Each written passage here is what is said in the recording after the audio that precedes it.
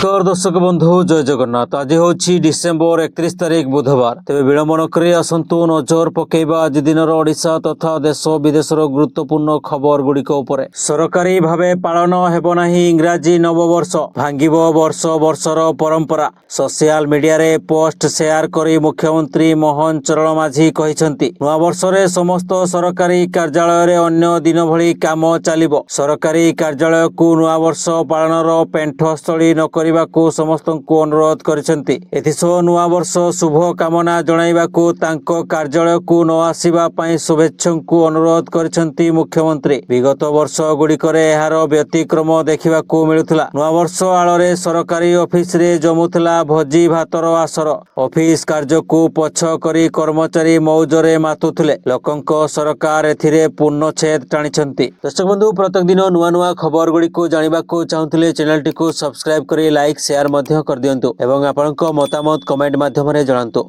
परवर्ती खबर आशायींकु चाकरी बांटिले मुख्यमंत्री मोहन चरण माझी। प्राय 11टी विभागर 1543 जनकू नियुक्ति मिली। भुवनेश्वर रेलवे ऑडिटोरियम हॉल रे होइथिबा ओरिएंटेशन कार्यक्रम रे विभिन्न विभाग रे चयन होइथिबा आशायींकु नियुक्ति पत्र प्रदान करा जायछि। विद्यालय गणशिक्षा विभाग, कृषि और कृषक सशक्तिकरण विभाग, राजस्व विपर्यय विभाग, अर्थ विभाग, श्रम कर्मचारी राज्य बीमा विभाग, समवाय विभाग, पर्यटन विभाग, स्वराष्ट्र विभाग, खाद्य जोगाण खाउटी कल्याण विभाग, दक्षता विकास वैषयिक शिक्षा विभाग, योजना संयोजना विभाग मोट 1543 जन को नियुक्ति पत्र मिली। परवर्ती खबर फिका पड़िबो जीरो नाइट सेलिब्रेशन। कारण एथर कठोर होइछि अबकारी विभाग। जीरो नाइट पई अस्थायी मद लाइसेंस आवेदन को खारज करि देइछि अबकारी विभाग, जाहाकु नै चिंतारे पड़िछन्ति राज्यर शह शह इवेंट ऑर्गेनाइजर। जीरो नाइट पई गत किछि दिन धरि भुवनेश्वर अबकारी अधीक्षक निकटरे अस्थायी लाइसेंस पई 30 टी इवेंट ऑर्गेनाइजर आवेदन करथिले। दिनिकिया लाइसेंस पई एमाने आवेदन करथिले। अबकारी डिप्यूटी कमिशनर कहिसन्ति चलित वर्ष नुआ वर्ष को शांति श्रृंखला रे सारिबा पई योजना करिसन्ति सरकार। एथिपई अस्थायी लाइसेंस बातिल करिसन्ति। जनवरी 1 तारिख ठारू पुणी जेमिति अस्थायी लाइसेंस दिया जाए ताहा दिया जिवो। परवर्ती खबर 30 डिसेम्बर 4 जनवरी पर्यंत पुरीर समस्त ऑफिसर को छुट्टी बातिल। जिलापाल जिला मजिस्ट्रेट को कार्यालय जारी हैला चिठी। राज्य नववर्ष भिड़ को दृष्टि रखी तथा भक्त श्रद्धालुओं सुरक्षा तथा आतिथ्यता को नजर रे रखी समस्त सरकारी कर्मचारी को छुट्टी बातिल करिसन्ति जिलापाल। तेबे नुआ वर्ष रे व्यापक सुरक्षा बलय रे रहिबो श्रीमंदिर। लक्षाधिक श्रद्धालु एवं पर्यटकों आगमन हेबाकू पुलिस पक्षरु व्यापक प्रस्तुति करा जायछि। श्रृंखलित दर्शन सह भक्तों सुरक्षा और ट्राफिक सुपरिचालन पई शहर रे 70 रु अधिक प्लाटून पुलिस फोर्स मुतयन हेबा सह समग्र शहर को सीसीटीवी बलय मध्यरे रखा जायछि। परवर्ती खबर आगामी साधारणतंत्र दिवस अवसर रे नुआ दिल्लीर कर्तव्य पथरे चलित वर्ष देखिबाकू मिलिबो ओडिशार प्रज्ञापन मेढ़। स्वदेशी सामग्री उत्पादन माध्यम रे सांप्रतिक भारत को आत्मनिर्भर भारत रे परिणत करिबा दृष्टिकोण को नहीं चलित वर्ष पई प्रज्ञापन मेढ़र विषय वस्तु समृद्धिर मंत्र आत्मनिर्भर भारत आधार रे ओडिशार प्रज्ञापन मेढ़रे कृषि को सेमीकंडक्टर पर्यंत आत्मनिर्भर भारत गठन रे ओडिशार अवदान देखिबाकू मिलिबो। ओडिशार प्रज्ञापन मेढ़ को 26 जनवरी 2026 रे साधारणतंत्र दिवस परेड बेले कर्तव्य पथरे गड़िबाकू चयन करा जायछि। केंद्र प्रतिरक्षा मंत्रालय एही प्रस्ताव को अनुमोदन देइछि। परवर्ती खबर नव नियुक्त सरकारी अधिकारी एवं कर्मचारी को मुख्यमंत्री को तागिद। राज्य रे सरकारी अधिकारी माने करुथबा दुर्नीति को नै चिंता प्रकट कले मुख्यमंत्री मोहन चरण माझी। विजिलेंस चढ़ाव रे धरा पड़िथिबा अतिरिक्त तहसीलदार जितेंद्र पंडा को उदाहरण रखिछन्ति मुख्यमंत्री। कहिछन्ति एडिशनल तहसीलदार 75 लाख टंका खटरे साइती रखिथिले। सरकारी अधिकारी माननको ठारू पुळा पुळा प्लॉट टंका सुना बाहरुछि। राज्य रे दुर्नीति निवारण संस्था जोरसोर रे काम करुछि।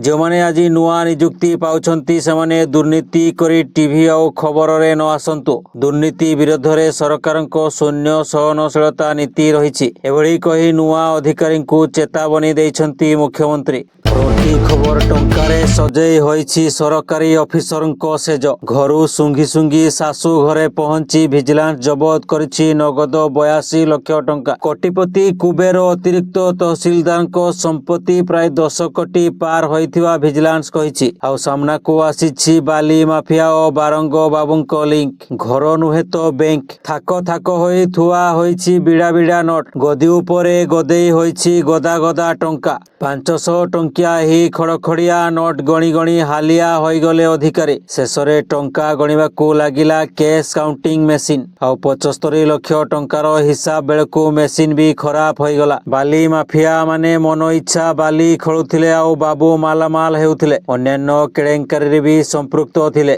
ପରବର୍ତ୍ତୀ ଖବର କଣ୍ଠଶିଳ୍ପୀ ହ୍ୟୁମାନ ସାଗର ମୃତ୍ୟୁ ମାମଲା। ହ୍ୟୁମାନଙ୍କ ବାନ୍ଧବୀ ଅର୍ପିତା ହାଇକୋର୍ଟରେ କଲେ ଆଗୁଆ ଜାମିନ ଆବେଦନ। ତେବେ ମିଳିଥିବା ସୂଚନା ଅନୁସାରେ କୋର୍ଟରୁ ଆଗୁଆ ସୁରକ୍ଷା ଲୋଡ଼ିଛନ୍ତି ଅର୍ପିତା। ତେବେ ଏହା ପୂର୍ବରୁ ସୋମେଶ ଶତପଥୀ ହାଇକୋର୍ଟରେ ଆଗୁଆ ଜାମିନ ଆବେଦନ କରିଥିଲେ। ହ୍ୟୁମାନଙ୍କ ମୃତ୍ୟୁକୁ ନେଇ ଥାନାରେ ମାମଲା ରୁଜୁ କରିଥିଲେ ତାଙ୍କ ମା ଶେଫାଳି ସୁନା। 9 ଜଣଙ୍କ ନାଁରେ ଅଭିଯୋଗ ଆଣିଥିଲେ। ଏଫଆଇଆରରେ ଥିବା 9 ଜଣଙ୍କୁ ଡାକି ପଚରାଉଚରା କରିବା ପୂର୍ବରୁ 2 ଜଣ ହାଇକୋର୍ଟରେ ଆଗୁଆ ଜାମିନ ଆବେଦନ କରିଛନ୍ତି। ତେବେ କାହିଁକି ଆଗୁଆ ଜାମିନ ଆବେଦନ କଲେ ତାକୁ ନେଇ ବଡ଼ ପ୍ରଶ୍ନବାଚୀ ସୃଷ୍ଟି ହୋଇଛି। ପରବର୍ତ୍ତୀ ଖବର ଭାରତୀୟ ପରିବାର ଗୁଡ଼ିକ ପାଇଁ ସୁନା କେବଳ ଏକ ଅଳଙ୍କାର ନୁହେଁ, ବରଂ ଏହା ଭାବ ପ୍ରବଣତା ଏବଂ ଆର୍ଥିକ ସୁରକ୍ଷାର ଏକ ପ୍ରତୀକ। ବିଶ୍ୱ ବଜାରରେ ସୁନା ଦର କ୍ରମାଗତ ଭାବେ ବୃଦ୍ଧି ପାଇ ଏକ ନୂଆ ଉଚ୍ଚତା ଅତିକ୍ରମ କରିଥିବା ବେଳେ ଭାରତୀୟ ପରିବାର ପାଖରେ ଥିବା ସୁନାର ମୋଟ ମୂଲ୍ୟ ଏବେ ଦେଶର ସମୁଦାୟ ଅର୍ଥନୀତି ଜିଡିପିକୁ ମଧ୍ୟ ଟପି ଯାଇଛି। ମୋର୍ଗାନ ଷ୍ଟାଲିନର ଆକଳନ ଅନୁଯାୟୀ ଭାରତୀୟ ପରିବାର ପାଖରେ ପ୍ରାୟ 34,600 ଟନ୍ ସୁନା ଗଚ୍ଛିତ ଅଛି। ସାମ୍ପ୍ରତିକ ମୂଲ୍ୟ ଅନୁସାରେ ଏହାର ମୂଲ୍ୟ $5 ଟ୍ରିଲିୟନ ରୁ ଅଧିକ, ଯାହା ଭାରତର ବର୍ତ୍ତମାନର ଜିଡିପି $4.1 ଟ୍ରିଲିୟନ ତୁଳନାରେ ବହୁତ ଅଧିକ। ପରବର୍ତ୍ତୀ ଖବର ବିଶ୍ୱ ପ୍ରସିଦ୍ଧ ବରଗଡ଼ ଧନୁଯାତ୍ରା ମହୋତ୍ସବରେ ସାମିଲ ହୋଇଛନ୍ତି ମୁଖ୍ୟମନ୍ତ୍ରୀ ମୋହନ ଚରଣ ମାଝୀ। ଗତ ମଙ୍ଗଳବାର ଅପରାହ୍ନରେ ମୁଖ୍ୟମନ୍ତ୍ରୀ ବିକାଶ ଗ୍ରାଉଣ୍ଡ ହେଲିପ୍ୟାଡରେ ପହଞ୍ଚିବା ପରେ ସେଠାରୁ ସିଧାସଳଖ ଧନୁଯାତ୍ରା ପଡ଼ିଆକୁ ଯାଇଥିଲେ। ମୁଖ୍ୟମନ୍ତ୍ରୀ ଏକ ସୁସଜ୍ଜିତ ହାତୀ ପିଠିରେ ବସି ମଥୁରା ନଗରୀ ପରିକ୍ରମା କରିଥିଲେ। ହାତୀ ଉପରେ ବସି ମୁଖ୍ୟମନ୍ତ୍ରୀ ମହାରାଜ କଂସଙ୍କ ଦରବାରକୁ ଯାଇଥିଲେ, ଯାହା ସେଠାରେ ଉପସ୍ଥିତ ଦର୍ଶକଙ୍କ ପାଇଁ ଏକ ମୁଖ୍ୟ ଆକର୍ଷଣ ସାଜିଥିଲା। ପରବର୍ତ୍ତୀ ଖବର ପୁଣି ଭାରତ ଓ ପାକିସ୍ତାନ ମଧ୍ୟରେ ଲାଗିବ ଯୁଦ୍ଧ। ଦୁଇ ଦେଶ ମଧ୍ୟରେ ଆତଙ୍କବାଦକୁ ନେଇ ଜାରି ଉତ୍ତେଜନା 2026 ମସିହାରେ ସଶସ୍ତ୍ର ସଂଘର୍ଷରେ ବଦଳିପାରେ। ଏହି କଥାର ଚେତାବନୀ ଏକ ଆମେରିକୀୟ ଥିଙ୍କ ଟ୍ୟାଙ୍କ ଦେଇଛି। ଏହା ବ୍ୟତୀତ ପାକିସ୍ତାନ ଓ ଆଫଗାନିସ୍ତାନ ମଧ୍ୟରେ ସଂଘର୍ଷର ଆଶଙ୍କା କରାଯାଉଛି। ଏହି ଥିଙ୍କ ଟ୍ୟାଙ୍କ ଆମେରିକୀୟ ଫରେନ୍ ପଲିସି ଏକ୍ସପର୍ଟଙ୍କ ସର୍ଭେ କରିଛି। ପରବର୍ତ୍ତୀ ଖବର 2026ରେ ପଶ୍ଚିମବଙ୍ଗରେ ବିଜେପି ସରକାର ଗଠନ କରିବ। ଆଉ ସରକାର ହେଲା ପରେ ପଶ୍ଚିମବଙ୍ଗରୁ ଖୋଜି ଖୋଜି ଅନୁପ୍ରବେଶକାରୀଙ୍କୁ ବାହାର କରାଯିବ। ପଶ୍ଚିମବଙ୍ଗ ଗସ୍ତରେ ଥିବା କେନ୍ଦ୍ର ଗୃହମନ୍ତ୍ରୀ ଅମିତ ଶାହାଙ୍କ ଏଭଳି ବୟାନ ଚର୍ଚ୍ଚା ସୃଷ୍ଟି କରିଛି। ସିଧା ସିଧା ଟିଏମସି ସରକାର ଉପରେ ଶାହା ହାମଲା କରିଥିବା ବେଳେ ଆସନ୍ତା ବର୍ଷ ହେବାକୁ ଥିବା ନିର୍ବାଚନରେ ବିଜେପି ବାଜି ମାରିବ ବୋଲି ଶାହା ଦମ୍ଭୋକ୍ତି ଦେଖାଇଛି। ପରବର୍ତ୍ତୀ ଖବର ନୂଆପଡ଼ା ଜିଲ୍ଲାର ବିଭିନ୍ନ ସ୍ୱାସ୍ଥ୍ୟ କେନ୍ଦ୍ରରେ କାର୍ଯ୍ୟରତ 36 ଜଣ ଫାର୍ମାସିଷ୍ଟଙ୍କ ମଧ୍ୟରୁ 14 ଜଣ ପଦୋନ୍ନତି ପାଇଛନ୍ତି। ସୂଚନା ମୁତାବକ ଜିଲ୍ଲାର ବିଭିନ୍ନ ସ୍ୱାସ୍ଥ୍ୟ କେନ୍ଦ୍ରରେ କାର୍ଯ୍ୟରତ ଫାର୍ମାସିଷ୍ଟମାନେ ପଦୋନ୍ନତି ପାଇଁ ଦୀର୍ଘ ବର୍ଷରୁ ଦାବି କରି ଆସୁଥିଲେ। 2023ରେ ରାଜ୍ୟ ସରକାର କ୍ୟାଡର ପୁନଃଗଠନ କରିଥିଲେ ମଧ୍ୟ ପଦୋନ୍ନତି ପାଇଁ ବିଜ୍ଞପ୍ତି ପ୍ରକାଶ କରିନଥିଲେ। ଶେଷରେ ଗତ 10 ତାରିଖରେ ପଦୋନ୍ନତି ନେଇ ବିଜ୍ଞପ୍ତି ପ୍ରକାଶ ପାଇଥିଲା। ଏଥିରେ ରାଜ୍ୟ ସ୍ତରରେ 1078 ଜଣ ଫାର୍ମାସିଷ୍ଟ ଲେଭେଲ 2 ଅର୍ଥାତ୍ ବରିଷ୍ଠ ଫାର୍ମାସିଷ୍ଟ ଅଧିକାରୀ ଭାବେ ପଦୋନ୍ନତି ପାଇଥିବା ବେଳେ ନୂଆପଡ଼ା ଜିଲ୍ଲାର 14 ଜଣ ରହିଛନ୍ତି। ପରବର୍ତ୍ତୀ ଖବର ସଲମାନଙ୍କ ଉପରେ ରାଗିଗଲା ଡ୍ରାଗନ। ବ୍ୟାଟେଲ ଅଫ୍ ଗାଲୱାନର ଟିଜର ମୁକ୍ତିଲାଭ କରିବା ପରେ ଚାଇନା ଏଥିରେ କ୍ଷୁବ୍ଧ ହୋଇଛି। ଚାଇନାର ସରକାରୀ ଗଣମାଧ୍ୟମ ଏହି ଚଳଚ୍ଚିତ୍ର ତଥ୍ୟକୁ ବିକୃତ କରୁଛି ବୋଲି ଅଭିଯୋଗ କରି ଏକ ନୂଆ ବିବାଦ ସୃଷ୍ଟି କରିଛି। 2020 ମସିହାରେ ପୂର୍ବ ଲଦାଖର ଗାଲୱାନ ଘାଟିରେ ଭାରତୀୟ ଏବଂ ଚାଇନା ସୈନିକଙ୍କ ମଧ୍ୟରେ ହୋଇଥିବା ସଂଘର୍ଷ ଉପରେ ଏହି ସିନେମା ପର୍ଯ୍ୟବେସିତ। ଚାଇନା ସରକାରଙ୍କ ମୁଖପତ୍ର ଗ୍ଲୋବାଲ ଟାଇମ୍ସ ଏକ ଆର୍ଟିକଲସରେ ଦାବି କରିଛି ଯେ ସିନେମାରେ ଦର୍ଶାଯାଇଥିବା ଘଟଣାଗୁଡ଼ିକ ବାସ୍ତବତା ସହ ମେଳ ଖାଉନାହିଁ। ଚାଇନା ପକ୍ଷରୁ କୁହାଯାଇଛି ଯେ ବଲିଉଡ ନିଜର ଜାତୀୟତାବାଦୀ ଭାବନାକୁ ବଢ଼ାଇବା ପାଇଁ ଏଭଳି ଅତିରଞ୍ଜିତ ଚଳଚ୍ଚିତ୍ର ନିର୍ମାଣ କରୁଛି। পরবর্তী খবর গতকালি বাংলাদেশী পূর্বতন প্রধানমন্ত্রী তথা বিএনপি অধ্যক্ষা বেগম খালেদা জিয়াଙ୍କ দেহান্ত ହୋଇଛି। ତାଙ୍କ ଦେହାନ୍ତ ପରେ ପ୍ରଧାନମନ୍ତ୍ରୀ ନରେନ୍ଦ୍ର ମୋଦି ଏକ୍ସରେ ପୋଷ୍ଟ କରି ଶୋକ ପ୍ରକାଶ କରିଛନ୍ତି। ପ୍ରଧାନମନ୍ତ୍ରୀ ଖାଲେଦା ଜିଆ ଦୀର୍ଘ ଦିନ ଧରି ଅସୁସ୍ଥ ଥିବା ପରେ ମୃତ୍ୟୁବରଣ କରିଛନ୍ତି। ମୃତ୍ୟୁ ବେଳକୁ ତାଙ୍କୁ 80 ବର୍ଷ ହୋଇଥିଲା। ସେ ଦୀର୍ଘ